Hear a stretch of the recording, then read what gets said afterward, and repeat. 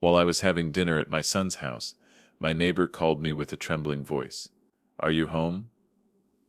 "No," I replied. "Then who is in your house right now?" he whispered. When I tried to leave my son's house to check on my own house, my son forbade me to do so, and laughed loudly. You won't believe what he was hiding. Before we continue, please subscribe to the channel, and write in the comments what time it is where you are now. The door slammed against the kitchen wall with a crack that made me drop my coffee mug. Gary burst through without knocking, his leather jacket scraping against the doorframe as he stumbled forward. His bloodshot eyes darted around the room like a cornered animal's, and his trembling hands fumbled with the zipper of that worn jacket he'd owned for 15 years. "Dad, I need money." The words tumbled out before he'd even caught his breath. 25,000 tonight. I sat down my half-empty mug next to the scattered mail on the kitchen table, keeping my weathered hands steady despite the shock. The evening light streaming through the window behind me cast long shadows across his disheveled face. His shirt was wrinkled, untucked, and there were dark circles under his eyes that hadn't been there last month. 25,000. I crossed my arms over my chest, feeling the familiar weight of disappointment settle in my stomach. "What kind of trouble are you in now, son?"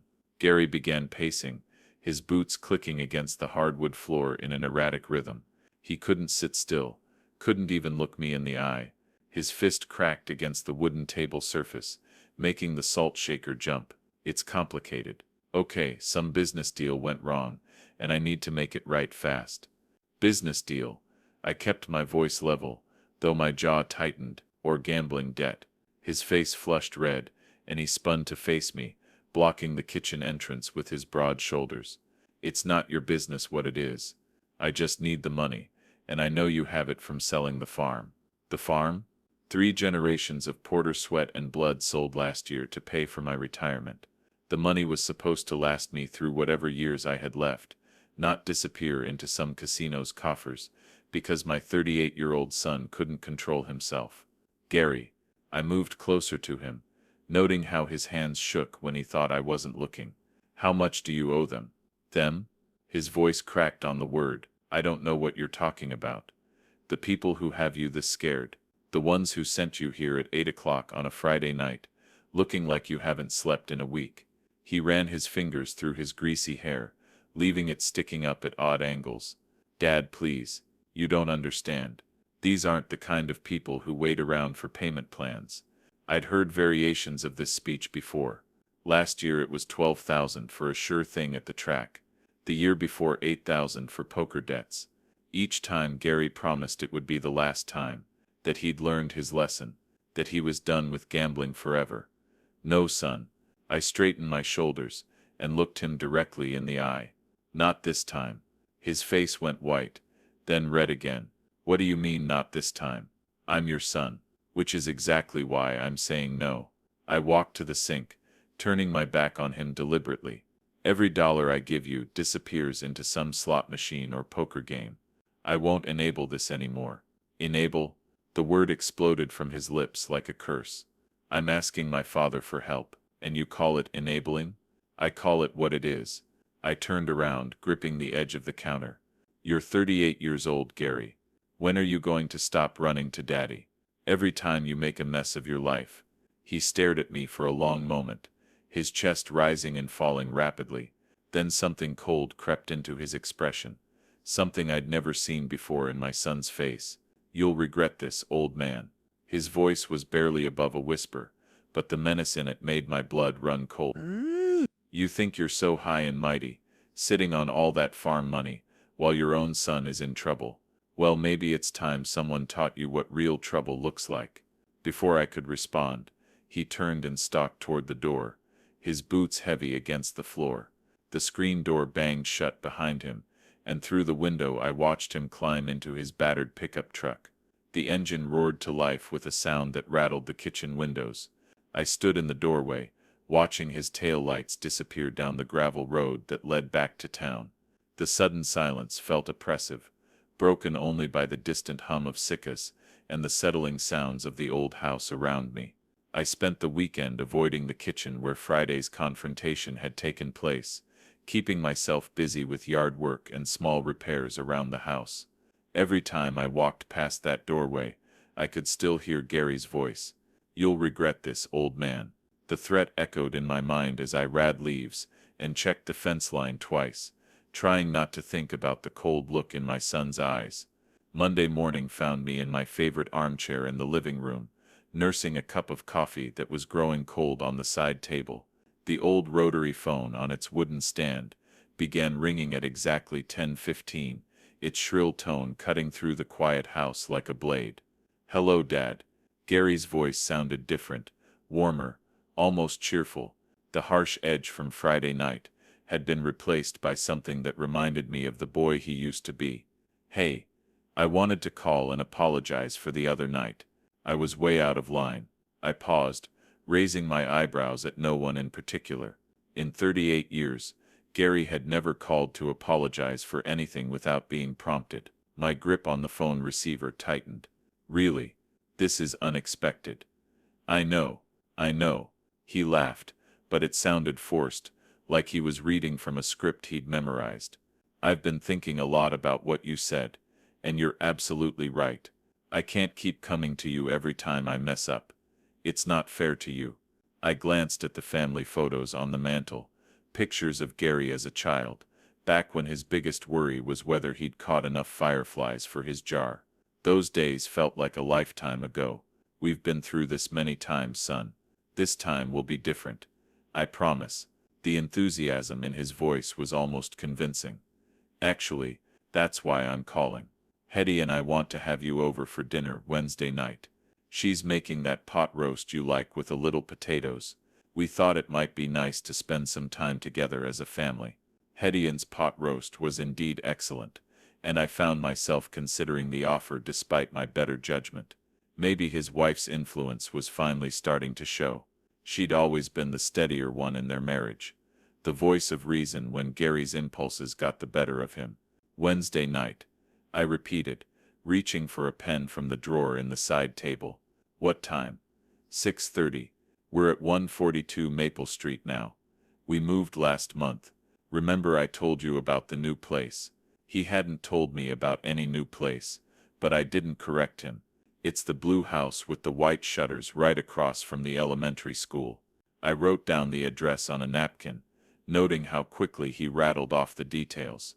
Most people pause when giving directions to their own home, visualizing the route or double-checking house numbers in their mind. Gary spoke like he was reading from a piece of paper. "Hetty's really excited about having you over," he continued. "She keeps talking about how we need to be a real family again. You know how she is about family dinners and traditions." That much was true. Hetty had always been the one to organize holiday gatherings and birthday celebrations, usually over Gary's protests, that such things were too much trouble. It was one of the things I genuinely liked about my daughter-in-law. "Well," I said slowly, staring at the address I'd written, "I suppose I could come by." "Great. That's just great, Dad. We'll see you Wednesday at 6:30. And Dad, thanks for giving me another chance. I know I don't deserve it, but I'm grateful." The line went dead before I could respond. I sat there holding the phone, listening to the dial tone, and staring at the napkin in my other hand. Something about the conversation felt rehearsed, like Gary had practiced every word before dialing my number. But then again, maybe that wasn't such a bad thing. Maybe he'd finally realized he needed to put real effort into rebuilding our relationship. Maybe Hetty had convinced him to swallow his pride and make things right. I hung up the phone and looked at the address again. 142 Maple Street. The paper felt light in my fingers, but somehow the weight of the decision pressed down on my chest like a stone. The evening news droned in the background as I picked at my dinner, Gary's invitation weighing on my mind like an anchor. Every few minutes, my eyes drifted to the napkin on the coffee table, where I'd written the address, 142 Maple Street. Even after I'd turned off the television and made my rounds through the house, checking locks with more care than usual, those numbers followed me.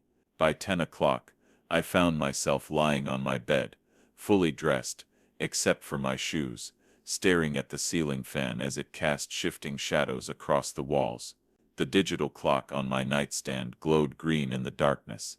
10:47, then 11:23, then 11:58. Sleep wouldn't come. Every time I closed my eyes, I saw Gary's face from Friday night. Not the apologetic voice from today's phone call, but the cold stranger who'd threatened me in my own kitchen. The son I'd raised would never have looked at me that way. But then again, the son I'd raised wouldn't have needed $25,000 from loan sharks either. I thought about the last time Gary had called me from a casino 2 in the morning, his words slurred from whatever he'd been drinking. "Dad, I need a ride home. My truck won't start." When I'd arrived, I'd found him stumbling around the parking lot, his wallet empty, and his pride nowhere to be found. He'd slept in my passenger seat the entire drive home, snoring like the little boy who used to fall asleep during long car trips to visit his grandmother. The boy who'd spent summer afternoons in my garage, handing me tools, and asking endless questions about engines and carburetors. The teenager who'd proudly shown me his first paycheck from the hardware store. The young man who'd promised to make something of himself, to be better than the small-town life he'd inherited. When had that boy disappeared? When had gambling become more important than family, more important than self-respect? I got up and walked to the window, looking down at the street where Gary's truck had peeled out 3 nights ago. The pavement was empty now, lit only by the single street light at the corner. Somewhere out there, my son was planning something. I could feel it in my bones, the way I used to sense storms coming across the farmland. But maybe I was wrong. Maybe today's phone call had been genuine. Maybe Hetty really had convinced him to change, to make an effort at rebuilding what we'd lost. She was a good woman, steady and practical in ways that Gary had never learned to be. If anyone could straighten him out, it would be her. I returned to the bed, and picked up the framed photo from my nightstand. Gary, at age 12, grinning gap-toothed next to the go-kart we'd built together in the garage. His hands were dirty with motor oil, and his eyes sparkled with the pure joy of accomplishment. That boy had believed anything was possible, if you worked hard enough for it. Maybe some part of that boy still existed. Maybe Wednesday night's dinner would be the first step toward finding him again. The clock read 12:34. When I finally felt my eyelids growing heavy, I clutched the photo against my chest, and let myself drift toward sleep, though an uncomfortable feeling I couldn't quite name continued to gnaw at the edges of my consciousness. Tomorrow would bring whatever it brought. For now, I had to try to trust that my son still existed somewhere inside the desperate man who'd stood in my kitchen demanding money. Sometimes you have to try. Sometimes trust is all a father has left. Tuesday morning found me standing at the kitchen sink with my coffee mug, staring out at the street through the window above the faucet.